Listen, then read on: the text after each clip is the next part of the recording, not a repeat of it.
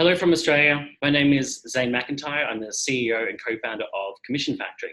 And my name's Sophie, and I'm the Business Development Director for Awin. Today we're going to be talking about Black Friday and our predictions for this year, and the growth that we saw last year, or at least the year-on-year growth that both networks saw. Hopefully we're going to be replicating this year as well. Yeah, absolutely. Just to kind of echo what Zane said, we saw some fantastic growth last year.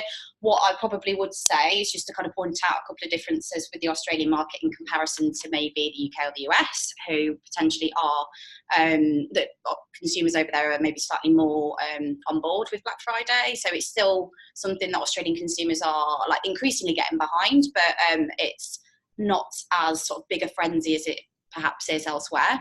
And also we have a couple of sort of more localised events, that retail events that kind of precursor Black Friday. So the discounting kind of starts a bit earlier. So again, I feel like in maybe the UK and the US calendar, that's the biggest major discounting event around Christmas. And that's kind of the first one, whereas we have a couple before, which doesn't dilute it, but it does mean that obviously consumers have already seen some discounting in the run up. So we have Click Frenzy, which takes place around mid-November. So this year I think it's the 13th, and there's a numerous kind of sales and retail events with publishers, etc., kind of centering around that.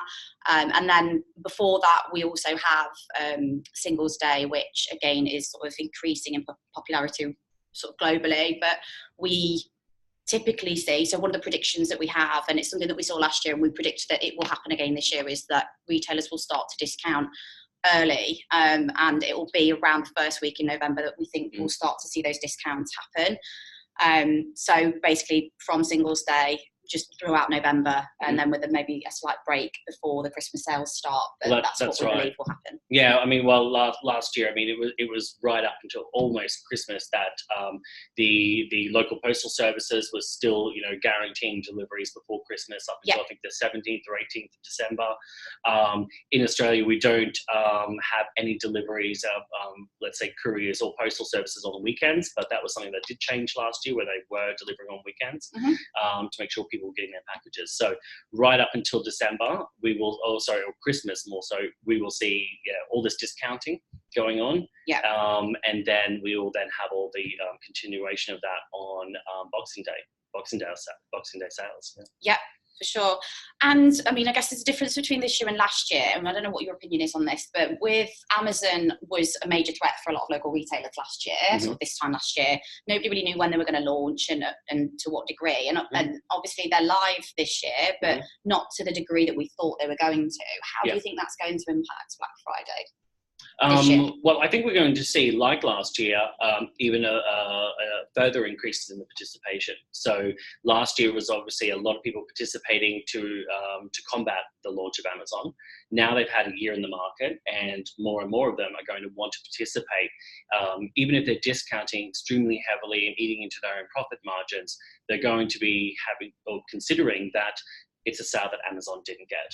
And so, with Click Frenzy having about 4,000 offers last year and 500 plus retailers involved, this year I think we're going to see, let's say, if not the same amount, at least an increase on that, and then we'll see the same for Black Friday. Yeah, I do think that Amazon frightened quite a lot of local retailers last year, and maybe those who didn't have quite as polished digital strategies were forced to address that in readiness for the challenge of Amazon and the potential threat of obviously having their sales taken.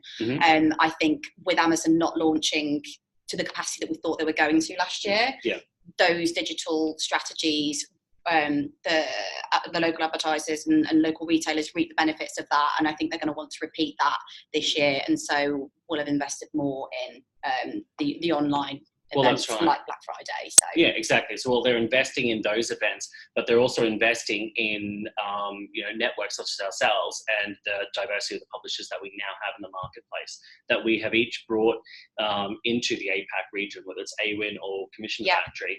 these publishers that we're working with overseas, we're now bringing into the market. And whether it's just other competitors of existing models, such as the new cashback guys, or entirely new models that we haven't really worked with before that are now part of the APAC affiliate ecosystem. So do you think that's also another trend for this year, that we're going to have diversified the publisher mix from recruiting, I guess, cross-market? Yeah, absolutely. I mean, it's been growing organically and really fast in and of itself. But because of the what this region represents in terms of its growth, not just Australia in itself, obviously it's the APAC region as a whole. And so they're looking at Australia as either a gateway to APAC, or they're looking at Singapore as a gateway to APAC. Yeah, no, definitely. We've absolutely seen crossover from some of our other English-speaking markets as well. So over the last year, we've had a lot of US and UK publishers that have extended their activity out into Australia. So this will be the first year that we really get to see what they can do over the sort of key retail period. So yeah, absolutely. And all of that obviously contributes to volume. So yeah, exactly. That's right. And so, I mean, with Cyber Monday now being more prevalent, because Click Frenzy kind of got the ball rolling on these heavy discounting online. It's the original, wasn't it? It's the original. It was the original. And I think they were, and all credit to them, a springboard for Black Friday and Cyber Monday becoming as big as they have in the last couple of years. Absolutely. Yeah. So yeah, I guess there are three. So we've got the publisher diversity and the cross-border, I guess, promotion that we've seen from the last year, and the early discounting that we saw last year as well. And then just we feel like there's going to be a lot more local retailer participation. Yeah, absolutely. All right.